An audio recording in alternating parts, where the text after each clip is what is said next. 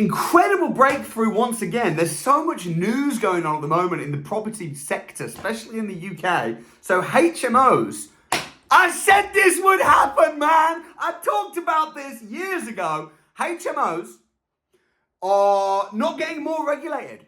Okay, service accommodations potentially getting a little bit more regulated, but HMOs are not. In fact, HMOs are getting less regulated right now. And I've been doing HMOs full time. I've got a lot of HMOs for over 10 years. In fact, coming up to 15 now. I bought my first HMO in 2009.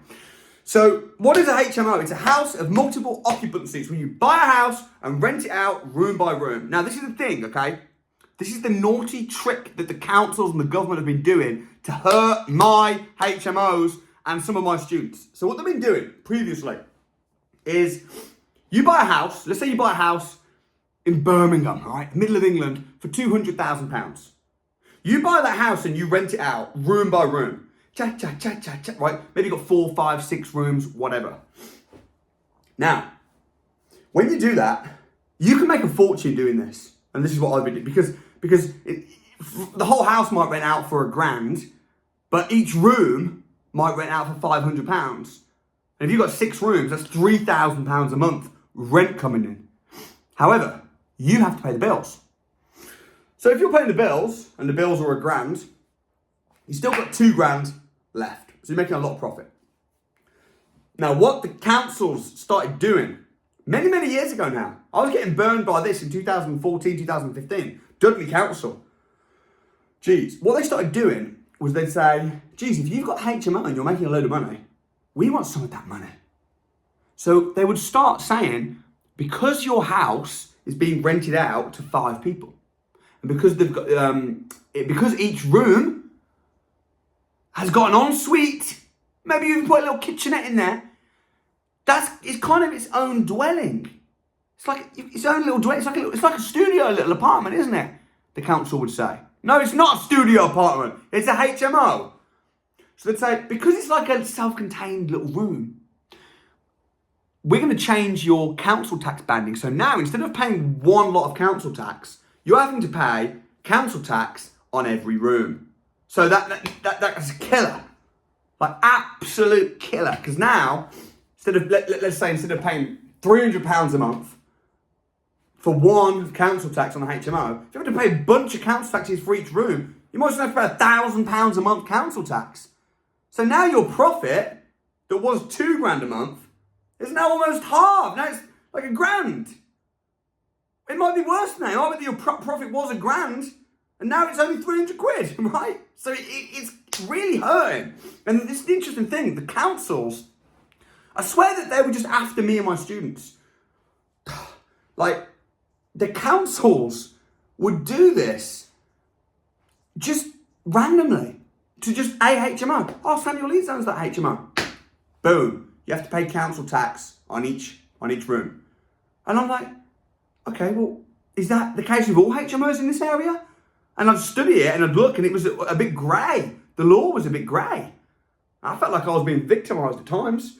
And I also think they were only doing it to landlords where they knew that particular HMO was really profitable and they just picked that one.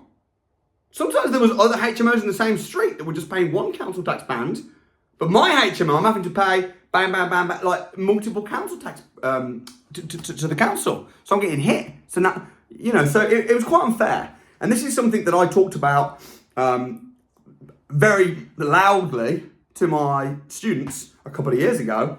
And we campaigned and we wrote to the councils and we pushed and we've been pushing for a long time. And I'm over the moon to see that now this is looking like our voices as HMO landlords have been heard. And I've just literally, this is new information from literally like a couple of weeks ago. Gov.uk website. Council tax valuation on houses in multiple occupation consultation. Okay, so this is in consultation. So this isn't law now, but the consultation is going to end on the 21st of December. So it's being debated right now. But what's being put forward is incredible. What's being put forward is that the new law will be, and I assume this will get in, but we'll see. The new law will be that HMOs are banded as just one council tax to pay, which is going to be huge. But the thing that's excited me more than anything is the way that the government are talking about HMOs. I'm going to leave a link to this, and I want you to read this consultation, because the way they're talking about HMOs is just, it's almost like they've been listening to my YouTube videos. I mean, look at this. HMOs form an important part of the housing market. That's nice to hear the government saying. Often providing cheaper accommodation for people whose housing options are limited. It is estimated that there are 500,000 HMOs in England. The nature of HMOs has continued to evolve over time with improvements in quality and variation in size and types of properties. HMOs can provide affordable housing options for some of the most vulnerable and disadvantaged groups, such as those on low incomes. HMOs are also contributing to the regeneration of our high streets, with high quality HMOs being used to provide affordable accommodation for young professionals. And this just goes on and on and on.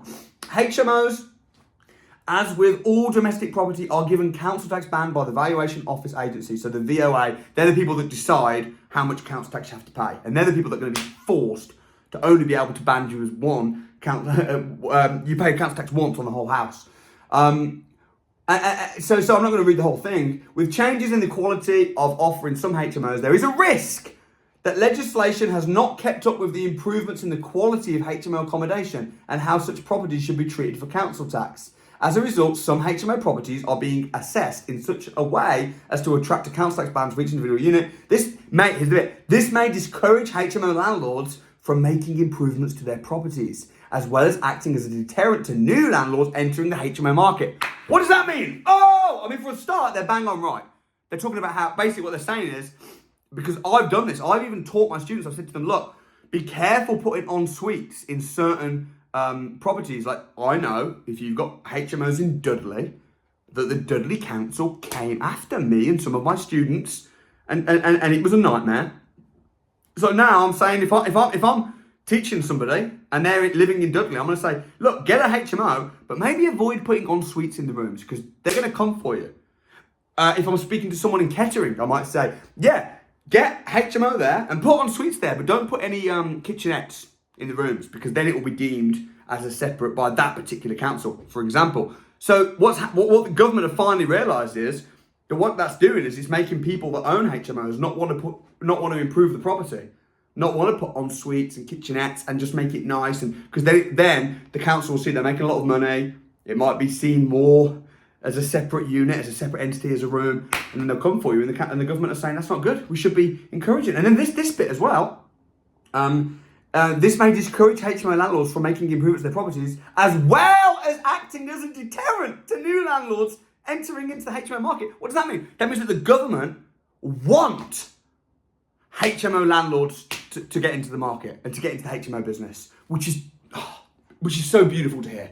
Because if the government can appreciate what we're doing, and I've been saying, we've got a massive housing crisis going on. There's not enough houses. So to buy a house and to rent it out room by room, you're providing affordable housing for people.